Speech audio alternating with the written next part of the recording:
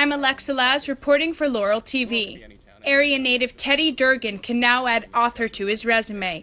He took his fond childhood memories to set the scene of his newly released comic murder mystery, all taking place right here in Laurel. The totally gnarly, way bogus murder of Muffy McGregor. In the summer of 1986, an unpopular kid named Sam Eckert is working at Laurel Center Mall, the old Laurel Center Mall, when a murder happens of the mega popular Muffy McGregor, who's a cheerleader. And through a series of mishaps, Sam believes that he can actually solve the murder and possibly become popular when he returns to school in the fall.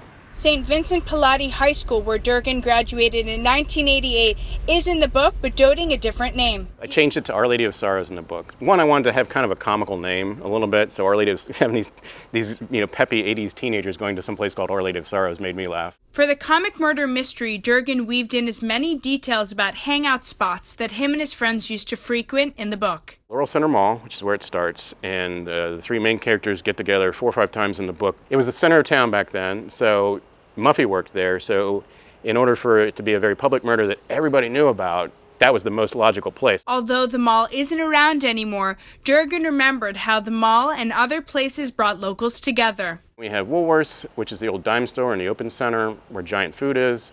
Little Tavern Hamburgers is mentioned in there, Stewart Towers, the Arbitron building, the old Laurel Twins cinemas, West Laurel, where the big party sequence happens. While some of the names of places have changed since the summer of 1986, some of the key spots in Laurel are still here today. It just added color. It was places I was very familiar with. It was places that if you were going to conduct a murder investigation back then, away from if you were just some amateur Scooby-Doo like gang, you would go to these places. Like many authors, Durgin put a lot of himself in the book's characters. Mostly Sam, the lead character, because like Sam, I worked at the mall in the summer of '86.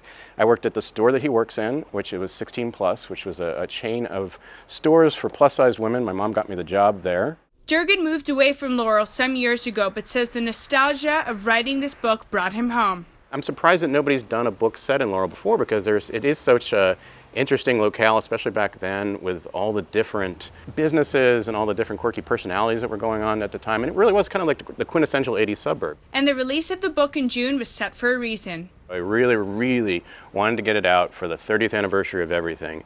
In researching the book and timing out the plot, I timed it specifically to all the events that were happening that summer. Durgin says another book may be in the works in the future, suggesting that it would play off this book using the same characters 20 years later, with their own kids and new mysteries to solve. I'm Alexa Laz reporting for Laurel TV.